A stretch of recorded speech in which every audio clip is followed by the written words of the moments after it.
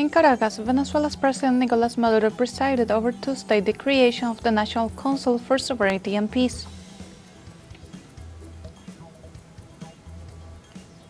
Brazilian former President Jair Bolsonaro is ordered to pay the equivalent of almost $180,000 for causing collective moral damage with his racist statements in 2021.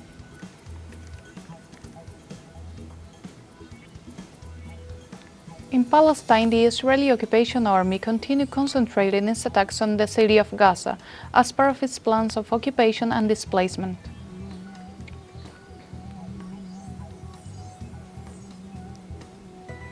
Hello, welcome to From the South. I'm Sophie Fernandez from the teleSUR studios in Havana, Cuba. We begin with the news.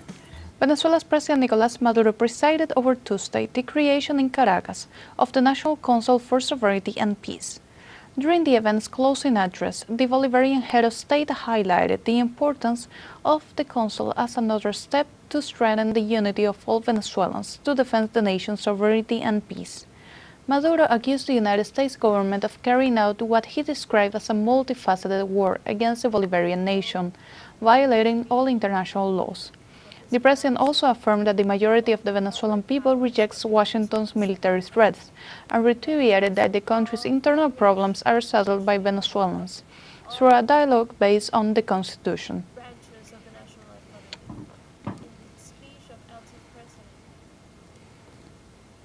In Venezuela, the National Electric Corporation issued a statement denouncing the new terrorist attack against two of the main transmission lines.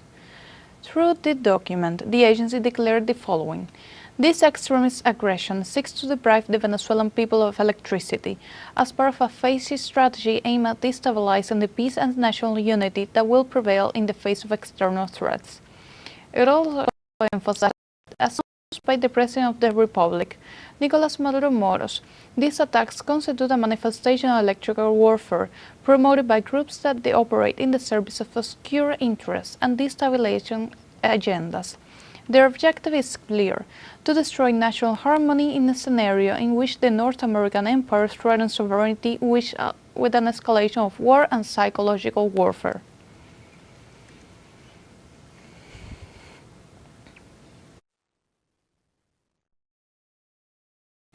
The government of Colombia denounced Tuesday that the United States is using the desertification of countries cooperating in the so-called war against drugs as a political pressure to interfere in internal affairs.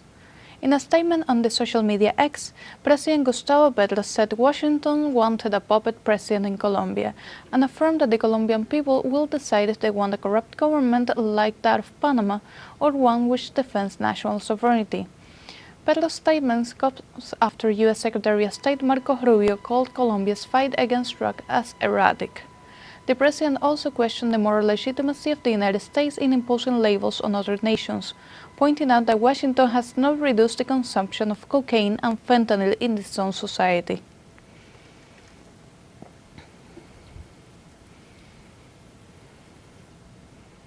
Meanwhile, Bolivia's Vice Minister of Social Defense and Controlled Substances, Jaime Mamami, rejected the report of the United States that denounces the non-compliance of the anti-drug policies in the Bolivian territory. The Vice Minister expressed that the United States is not a recognized authority to evaluate the anti-drug policies of other countries. At the same time, he highlighted the efforts made by the plurinational state of Bolivia under President Luis Arce in the fight against drug trafficking. Mamami pointed out that the country is demonstrating its commitment to the frontal and transparent fight against drug trafficking by increasing the amount of seizures in the national territory. In addition, he reminded the U.S. that Bolivia is part of the United Nations, an entity in charge of evaluating drug policies.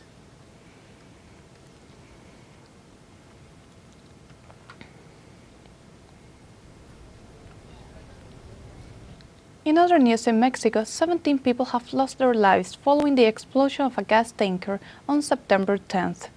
The local health authority reported that so far 31 people have been discharged from health care centers and 35 remain hospitalized, including a 2-year-old girl. In the last 24 hours, 2 more people have died as a result of the incident that occurred on September 10th on the Concordia Bridge. According to initial investigations by the Mexico City Attorney General's office, the accident was led to the gas tank explosion was caused by the driver's lack of technical skills. In addition, the driver was speeding, which caused the vehicle to overturn and subsequently be consumed by fire.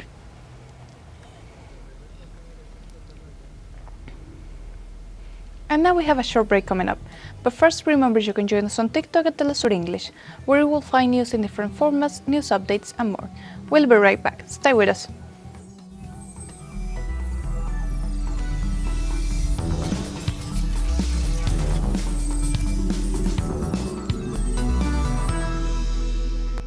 Welcome back to From the South. In Brazil, former President Jair Bolsonaro was ordered by the Third Regional Court to pay the equivalent of almost $180,000 for causing collective moral damage with his racist statements in 2021. The unanimous ruling also requires Bolsonaro to remove discriminatory and intolerant content from his social media accounts and to issue a public apology to the community of people of African ancestry. For its part, the third chamber of the Federal Regional Court made the decision unanimously and considered that the far-right politician engaged in so-called recreational racism. It should be noted that Bolsonaro faces a sentence of 27 years and 3 months in prison for leading a coup plot to try to prevent the inauguration of the current president, Luis Inácio Lula da Silva.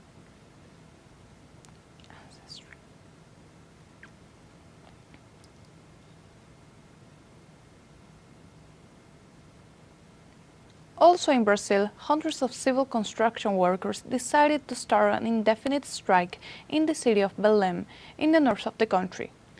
2 months before COP30, the United Nations Climate Change Summit, work will be suspended in the areas where the meeting will take place, driven by discontent with wage adjustments, which are considered insufficient. Trade unions are calling on workers to participate in a general strike. Accompanied by days of protests amid criticism of the high cost of the events, which increases tension as the countdown to COP30 continues.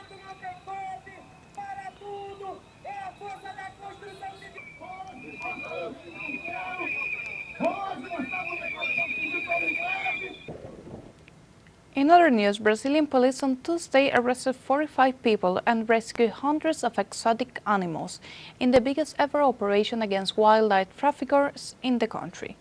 Forensic police carried the rescued animals in cages to be seen by veterinarians, covering some with blankets before the checkups. Over 1,000 officers took part in the bus across Rio de Janeiro and other states, which was the largest operation in Brazil's history to combat the trafficking of wild animals, weapons, and ammunition. Wildlife trafficking is a major challenge in Brazil, with an estimated 38 million animals taken from the wild every year, according to the Brazilian National Network to Combat Wildlife Trafficking.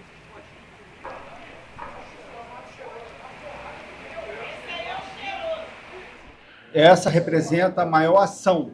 This represents the largest operation in our state's history to combat wildlife trafficking. We achieved a historic number of seizures and arrests.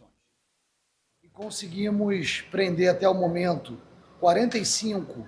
And so far, we have managed to arrest 45 individuals involved in this criminal network and recover approximately 600 to 700 wild animals, which will be returned to their natural habitats. We move on to Ecuador, where workers and residents of the city of Cuenca mobilized Tuesday on the main roads and highways of the area to protest the government's neoliberal policies and its elimination of the diesel subsidy. The demonstrators also denounced the establishment of open mines near water sources and strategic areas due to their negative impact on the economy and lives of the residents, especially its vulnerable population. The protesters also described Novoa's policies as generating hunger, destitution, exploitation, and slavery. The workers' leaders affirmed that they will remain in permanent mobilization against the government's policies.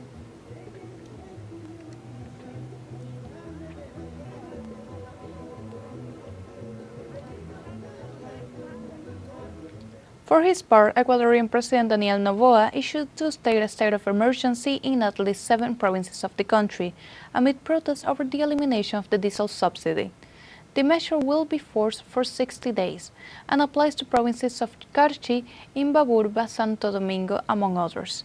The presidential decree suspends the right to freedom of public assembly during 24 hours a day, although it does not restrict demonstrations. The norm also authorizes the armed forces and the national police to intervene in meetings where threats to security are identified.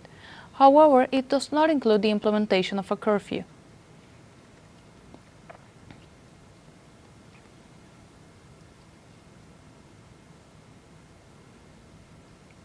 In other news, Colombia's peace tribunal issued Tuesday its first sentence against former FARC leaders for their role in thousands of kidnappings. The ruling found 7 former leaders of the Revolutionary Armed Forces of Colombia guilty of imposing policies that led to the kidnapping of 21,000 people. The court said that the rebel group kidnapped civilians for ransoms to finance its operations, while also depriving soldiers and politicians of their liberty in hopes of exchanging them for imprisoned rebels. The sentence orders the former rebel leader to work for 8 years on projects to find the bodies of missing people and remove landmines from rural areas. They also have to engage in symbolic arts of reparation with their victims, follow a strict schedule, and have their movements monitored by electronic devices.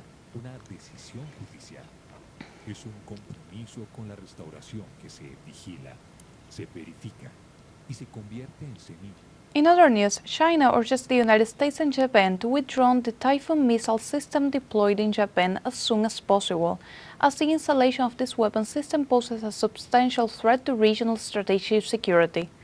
Despite China's concerns, both nations insisted on deploying this missile system in a neighboring country, claiming it was for joint exercises and training. The deployment of the missile system by the U.S. in a nation harms security and increases risk of an arms race and military confrontation in the region.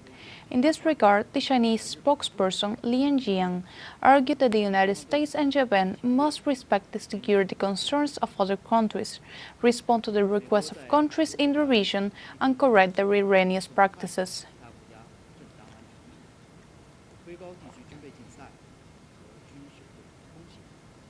Now we have a second short break coming up, but before we invite you to visit our Facebook page at teleSUR English. There you'll be able to watch our top stories, special live coverage, and much more. Follow our page and activate the notification button to stay up to date on the world's most recent events. Final short break coming, don't go away.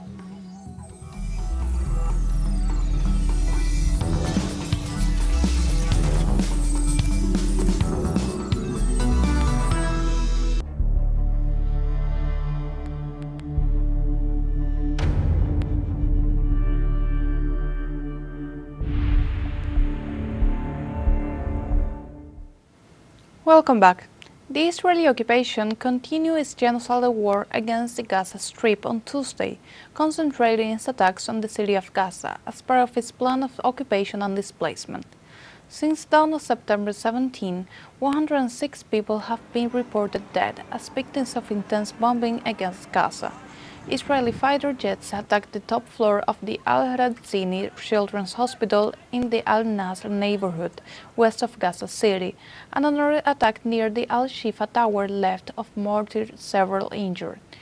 The Prime Minister of the occupation, Benjamin Netanyahu, confirmed the start of the ground incursion into Gaza, which will advance in phases and gradually, while the Israeli army continues to bomb residential towers and increase military pressure on the city.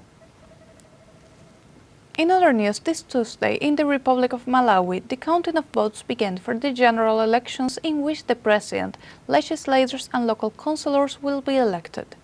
Amidst a period of economic turmoil in the country, over 7 million registered voters turn out to be polls, while the Malawi Electoral Commission is under close scrutiny to ensure free and fair elections. In these elections, the current president, Lazarus Chagureira, is once again facing his rival, former President Peter Mutharika, after the last elections in 2020.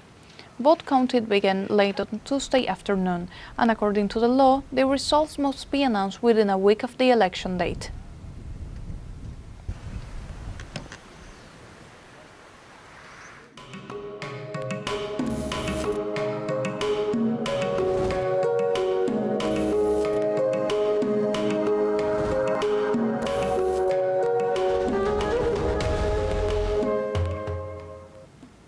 International Festival Art on the Bund 2025 was inaugurated in Shanghai, featuring more than 60 exhibitions.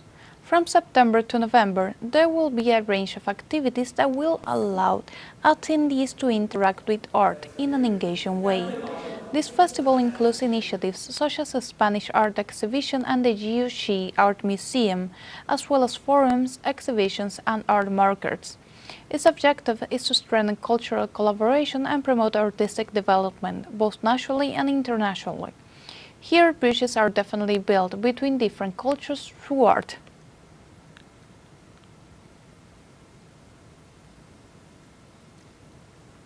In Nigeria, they celebrated the 13th edition of the Lagos Comic-Con, an event that attracted numerous fans of pop culture, manga, video games, and superheroes. This event, which focuses on geek culture and African animation, offers activities such as book signings, where authors such as the creator of Blood Wars interacted with attendees. In addition, additional platforms such as The Us were presented as promote the African narrative. Since 2012, Lagos Comic-Con has established itself as an important meeting point for fans and experts in comics, films, and video games in Africa.